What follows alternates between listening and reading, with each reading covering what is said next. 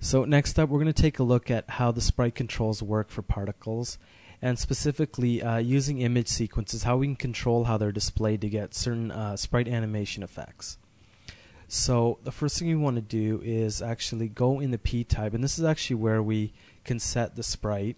So on the P-type, you see we have a sprite tab, and from here I can choose any image clip we've got in the scene. So I've already created a numbered sequence. Here if we play this back, we're basically going from 1 to 100, and this will allow you to see exactly how the image sequence is being used by the particles.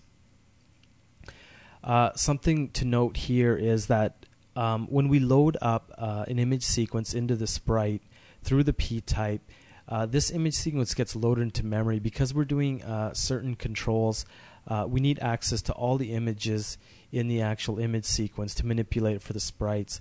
So it doesn't matter if you have the image sequence set to load from disk. The sequence always gets loaded into memory, and so for that reason you have to be very careful about what kind of sequences you use. You should always scale them down to as small as possible.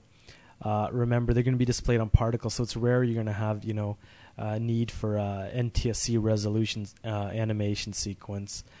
So again, you need to minimize that as much as possible, and also convert it to map format. That's the mental ray format, which is optimized for memory, and that helps tremendously in keeping your memory requirements down, especially for long animation sequences.